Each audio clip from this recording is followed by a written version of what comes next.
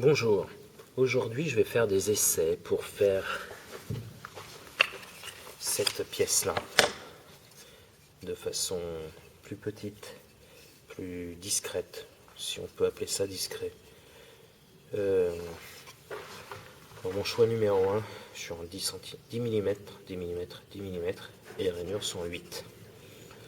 L'idée c'est que je garde mes rainures en 8, étant donné que mon CP fait 8 mm, ce serait dommage de faire plus grand et dommage de faire plus petit. Mais je vais surtout rendre l'ensemble cohérent et donc faire 8, 8, 8, 8, 8, 5 x 8. Ouais. Mon bois fait 46 mm d'épais, ce qui veut donc dire que je vais le rendre à 40 mm d'épaisseur. Comme il fait également 20 mm en épaisseur, donc 46 en largeur, 40, 20 comme ça, je les colle pour me faire des beaux petits carrés comme ça, la mêlée est collée. Et l'idée c'est que je réussisse à faire sauter certains nœuds. Voilà, j'ai pas de réglé avec moi, je viens tout juste d'arriver. Mais logiquement, je devrais pouvoir faire sauter ces nœuds-là de façon très propre. Pour ce faire, plutôt que d'utiliser un rabot qui rabote, mais bon, qui fait du travail comme il peut, je vais utiliser une petite dégauchisseuse d'établi. Voilà l'engin. C'est pas très grand. Moi qui ai des éléments en bois qui vont jusqu'à 1,50 m, j'ai intérêt à bien le tenir. Le réglage est plus qu'aléatoire, hein, c'est pas du matériel professionnel, hein, c'est du matériel amateur que mon beau-père accepte de me prêter. Donc je suis très content qu'il me prête tout ça. Il y a beaucoup de matériel à lui. Ponceuse, dégot. De l'autre côté, j'ai une petite raboteuse et une petite scie circulaire sur pied qui va me rendre bien des services. D'ailleurs, ce matin, je vais commencer par faire quelques essais de tout ce matériel-là pour me rendre compte de la finition que ça peut m'apporter. Et pour faire des rainures le plus droit possible, je pense que la scie circulaire peut être très intéressante. Alors, il manque quelques pièces. Je les ai, elles sont toutes là-dedans. Mais je vais faire de mon mieux pour faire quelque chose de très propre.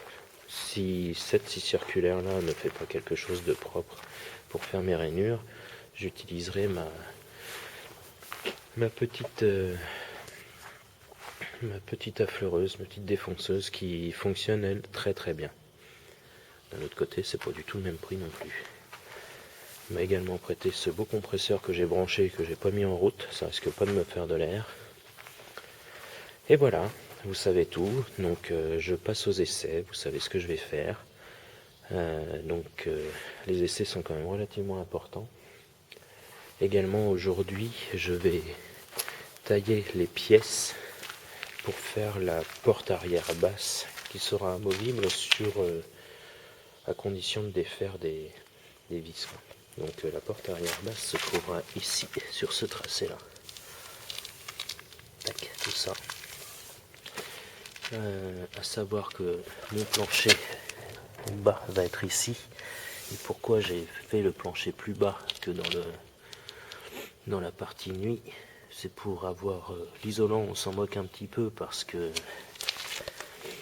c'est la partie cuisine, je suis isolé, je vais être isolé, donc ici avec un petit contreplaqué de 20, pas contreplaqué mais isolant de 20 mm en bas, ici pareil, pareil là, donc je n'ai pas trouvé nécessaire d'acheter trop gros, de faire trop gros.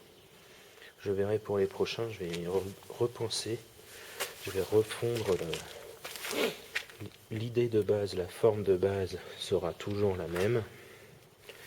Ici, plus ou moins grand en largeur, la partie plate sera plus ou moins grande. Ce sera en fonction du desiderata de chacun de mes clients. Pourquoi ? Parce qu'il existe des lanterneaux qui sont petits, qui font ce qu'ils doivent faire, donc soit un apport de lumière et surtout un apport d'air plus ou moins frais. Et il en existe d'autres qui peuvent permettre de passer son corps entièrement dedans. Donc ça permet soit de faire le kéké, soit de faire une issue de secours. L'excuse de l'issue de secours est quand même nettement mieux. Donc j'en reviens à mon panneau arrière. Avec mes chutes de CP de 22, je vais faire des pièces identiques à celle-ci qui iront jusque là. Donc que ce petit trait là. Sachant qu'en haut je vais avoir un élément de finition qui ira avec l'ensemble du panneau qui se trouve ici, soit un petit bout de bois en 22, enfin en 20 mm d'ailleurs. Donc ces éléments là, juste en simple épaisseur, fixés avec des vis Kreg, le système de fixation Kreg qui est somme toute très très bien. J'ai rarement vu des objets aussi intéressants que cela. Donc ça fera quelque chose de très propre. Voilà, vous savez tout. À bientôt.